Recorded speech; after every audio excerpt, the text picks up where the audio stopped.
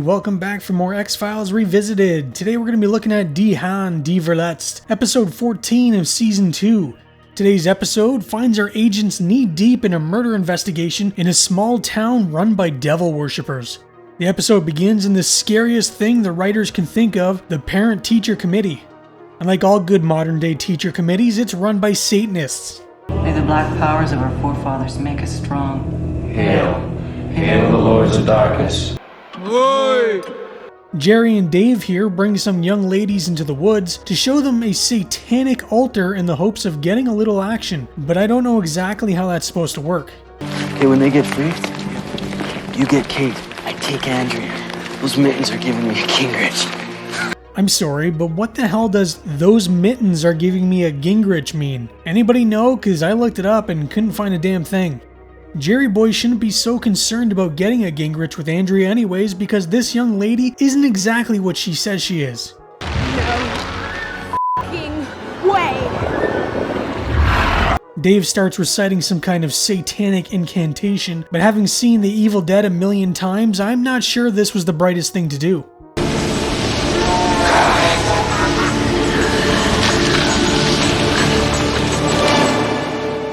Not 12 hours have passed since the boy's body was found, and Agents Mulder and Scully are already on the scene.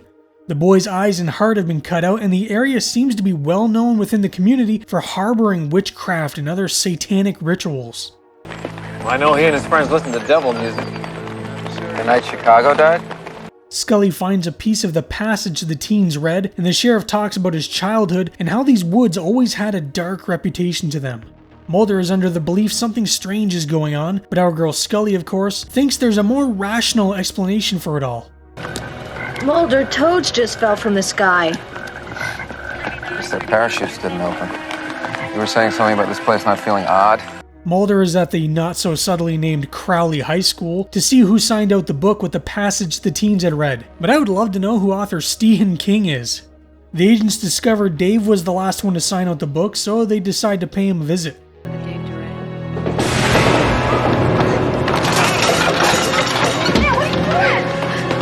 Dave claims he wasn't up there with Jerry because they actually believed in these things. No, the two boys had ulterior motives.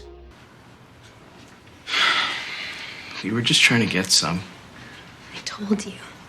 The boys grabbed the book from the library, so it would seem like they knew what they were talking about. Only thing is, they never expected it to actually work. Dave says he never killed Jerry and he only ran from the agents because he's afraid of whatever he may have conjured. One of you killed Jerry Stevens. Who? He was displayed according to the rites of Azazel. The teachers then openly discuss which one of them killed Jerry right in front of the secretary, which makes me wonder just how deep this whole satanic cult thing goes. Mulder then notices the water isn't going down the drain in the manner he expects, so clearly there's some demonic force in this small town. What I'm trying to say is, if you feel like talking, I'm here to listen, okay? Thanks, Bob. Hang in there. Ah, well that's nice of their new substitute teacher, who just so happens to have a human heart and eyeballs in her desk. I wonder if there's any connection to Jerry. The next day, Mrs. Paddock hands out pigs for the students to dissect and feeds one to the class snake, which I don't think is the best idea because aren't those pigs generally soaked in formaldehyde?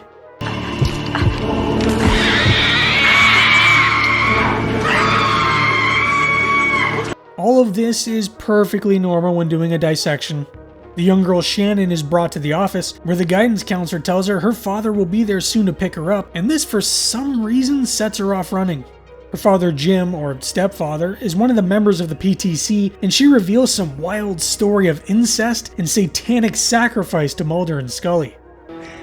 One night, Jim murdered my sister for a sacrifice. She was only 8 years old. Of course, our agents have to investigate these claims, but I'm sure it's nothing more than the exaggeration of a teen girl. Her stepfather probably just told her to do her homework. Obviously, her parents are distraught over the claims, and she did have a sister who died, but at 8 weeks and not the 8 years old that Shannon claimed. Did you do it? This is what happens when all your glassware is made from sugar. Jim denies any of the accusations being thrown at him, and Mulder checks on his creepy basement dungeon, which people who aren't Satanists definitely have. Even the devil can quote scripture to fit his needs. How dare you! Get out of our house! I don't think slamming doors with spooky Satan powers is going to win Jim any favor with Mulder. Shannon is still at the school and decides to go through with the pig dissection after all. Mrs. Paddock offers to hold her bracelet because how else can she cast a spell without the victim's personal belongings?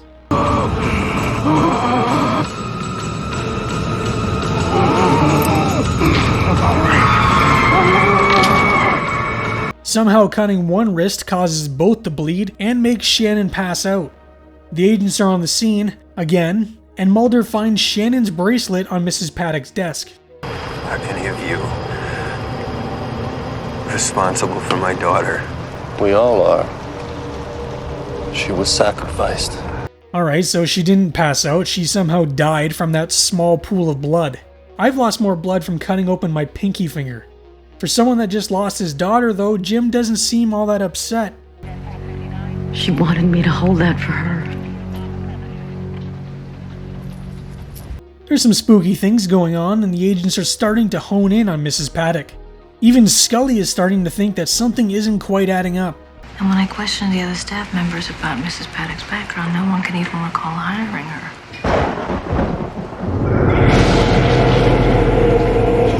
The power suddenly goes out and Mrs. Paddock grabs Scully's pen. Mulder heads back to Jim's house, just walking on in without a warrant because he needs to know what's in that basement. When they told me to blame my dead daughter for Jerry Stevens' death, my reaction, I was sick. What he finds is Jim, who wants to have a little chat with him about his little secret group.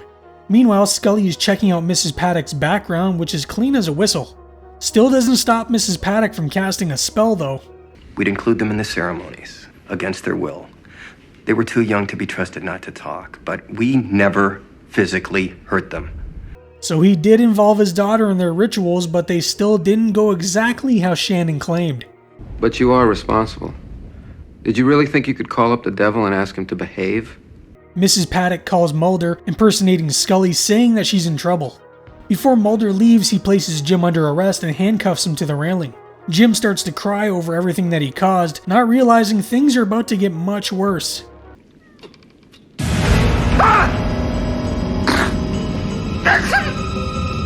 The school's pet snake has made a visit for a late-night snack.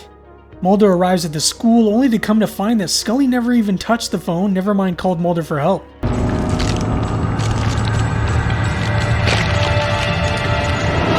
I'm unsure how the snake managed to swallow Jim whole when he was still handcuffed to the railing, but we'll just say magic.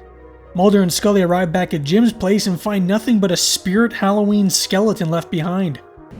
It would take a large python hours to consume and weeks to digest a human being.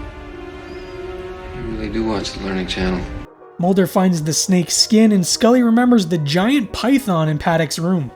The remaining PTC members get together saying Jim was killed because he had his doubts and wasn't a true believer. So they decide they're going to use Mulder and Scully as an offering to appease this dark force. Mrs. Paddock? What happened? I came back. They were taking the snake. I hope Mrs. Paddock gets an Oscar for her performance because she's really got the agents fooled. The agents search for the remaining PTC and find Jerry's eyeballs.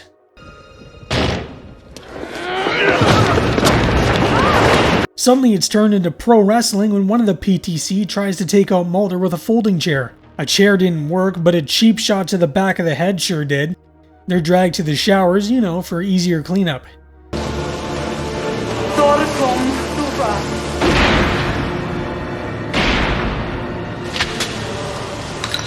But it's not the agents who are killed. Mrs. Paddock used her Satan powers on the PTC because they just weren't keeping up their end of the bargain. The agents run back to Mrs. Paddock to find that she's just taken off.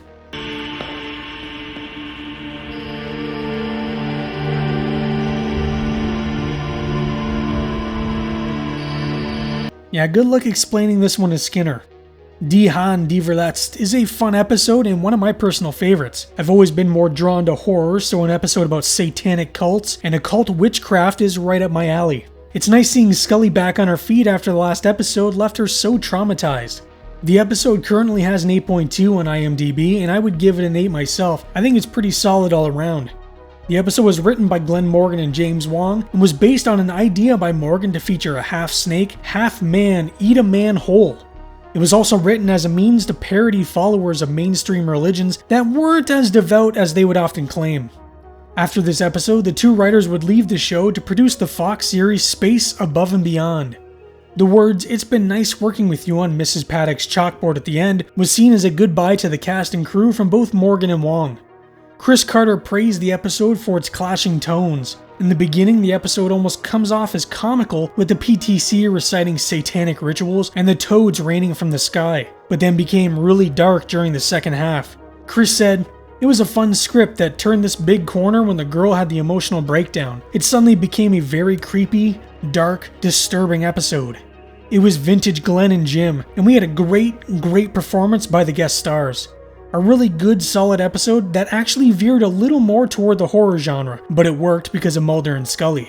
The episode was directed by Kim Manners, his first for the series. He would go on to direct roughly 1/4 of the show's episodes, but this was where he got his start. Originally, it was going to be filmed by another director, but when he pulled out last minute, Kim was hired. Many of the producers weren't sure if Kim would be a good fit for the show, but after intense lobbying from Glenn Morgan, he was given the job. The toads used during the scene where they rain from the sky were indeed real. They originally tried fake frogs, but they just bounced off David and Jillian's umbrellas, and it looked way too comical. Instead, real ones were dropped from a short height, and the camera was angled in such a way to make it seem like they were falling from a much greater distance. Crowley High School was named after British occultist Aleister Crowley, who was the leader of the cult Ordo Templis Orientis, and a self-proclaimed practitioner of magic. Die Hand Die Verletzt means the hand that wounds in German. It's taken from the prayer at the beginning of the episode, Sein ist die Hand die verletzt, sein ist der Ort garnet hohl, which translates to, "His is the hand that wounds, his is the place called hell." This is taken from a real German satanic ritual which is called Das Tierdrama and can be found in the Satanic Rituals, a book written by Church of Satan founder Anton LaVey. Oddly enough, the episode in Germany is simply known as Satan.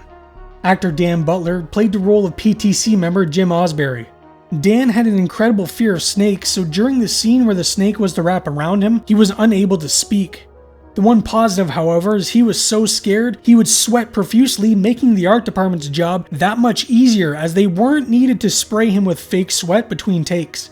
He does a good job in the role, but I always had trouble seeing him as this satanic worshipper because of his role as Bulldog on the hit sitcom Frasier. Somebody stole my tickets to the Sonics game! This stinks! This is total BS! This is... Oh, got it. Susan Blumart played the role of Mrs. Paddock.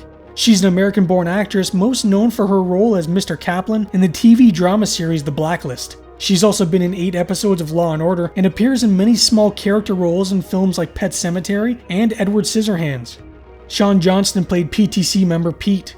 He's a Canadian-born actor with his most known role being that of Jack Bartlett on the Canadian family drama series Heartland. He's mostly appeared in small bit roles in Canadian productions, but he was in the 2009 horror movie Screamers The Hunting as Haggard Man.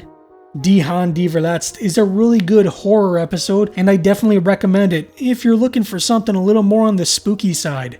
Don't go far though, as when we return, Agents Mulder and Scully will investigate a disturbing secret at a Haitian refugee camp in Fresh Bones. Well, I hope you enjoyed today's video. Let me know down in the comments what you think of Die Hand Die Verletzt. As always, if you could hit that like button, it would really help me out. Thank you for watching, and stay spooky. Friday. Look at the body. The eyes and heart have been cut up. The X-Files has taken you to some scary places in the past, but nothing could prepare you for where they're going next. Hail the Lords of Darkness. May the black powers of our forefathers make us strong. The X-Files. Friday at 9, 8 Central. And our presence here on a routine house.